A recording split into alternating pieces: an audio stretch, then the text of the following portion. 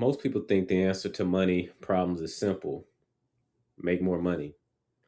But here's what actually happens: you get a raise, you upgrade your car, you upgrade your house, you upgrade your lifestyle, and now your expenses grow right alongside your income. So even though you're making more money, you feel the same or even worse because now there's more pressure, more bills, more commitments, overall, just more things that have to be paid every single month. So, what did this raise actually do? It didn't create freedom, it just made your lifestyle more expensive to maintain. You had a lot more nicer things. That's the trap. And a lot of high income couples are living in it right now. Let me ask you something real. If one income disappeared tomorrow, what would happen? Would your life still function? Or everything that starts breaking down immediately, 1 month away, one paycheck away? Because that's the part people don't think about. When your life depends on two incomes, you built a system that requires everything to go right. No job loss, no health insurance, no health issues, no interruptions. That's not stability. That's actually very fragile. And most people don't realize how fragile their financial life is until something goes wrong. Government shutdown, layoff.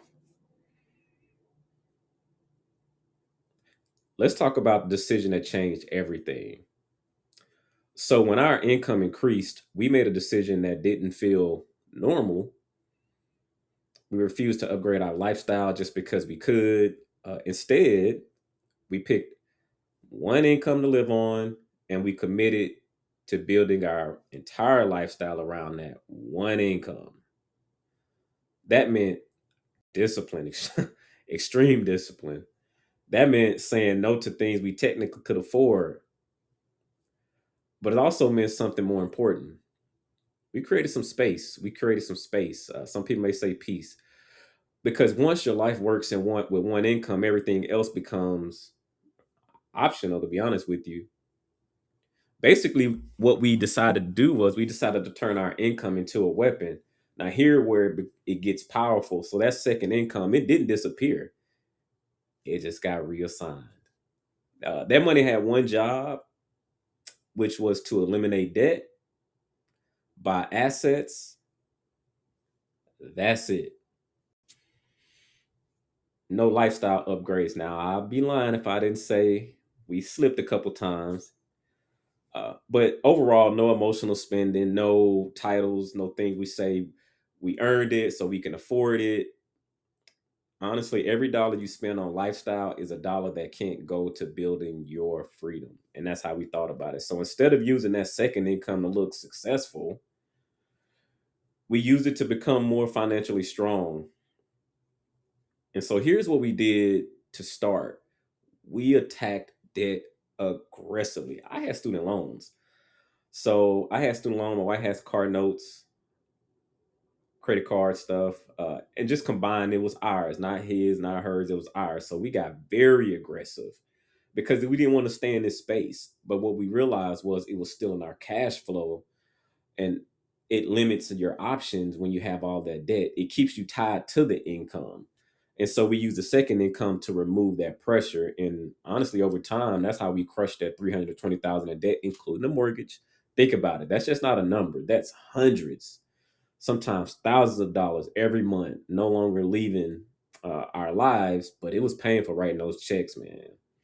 But I will say it created some breathing room. It created flexibility, and that gave us control. Now, here's where things shifted for us. Now that the debt is gone, we didn't change the strategy.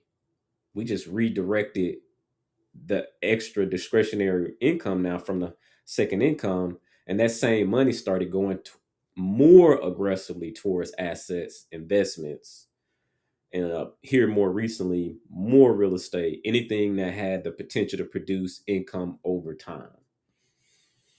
Because the goal was never to just to get out of debt. In previous videos, I've talked about it. Getting out of debt is not the only goal. The goal was to build something that eventually would support our life. Freedom. That's the shift from surviving to building. You want to get out of that surviving state as soon as you can. So that's why that strategy works, because it forces discipline.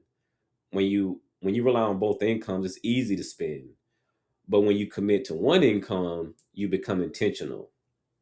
You evaluate decisions differently, like nice to haves, maybe that extra thing you would have spent on. You just realize how fast money can get away from you. But the question that we were asking was like, do we really need this? Is this moving us forward, or is this just making our life more expensive? And honestly, over time, those small decisions, they compounded.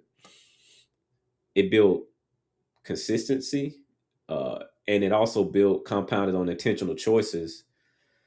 So here's a question that I want you to take seriously. Could you live on one income? Not perfectly, not forever, but could you make it work? That's the question I have for you. Can you make it work? Maybe it's a check and maybe it's a paycheck, and maybe it's an income and a half, and you have that bit of half. Uh, that's not failure. That's awareness, because now you know exactly where the opportunity is. But one thing I can guarantee you, whether you have the ability to live on one income and a dual household income, there is an opportunity to reduce those expenses, because most people use that extra income to upgrade our future your lifestyle. And for us, for you,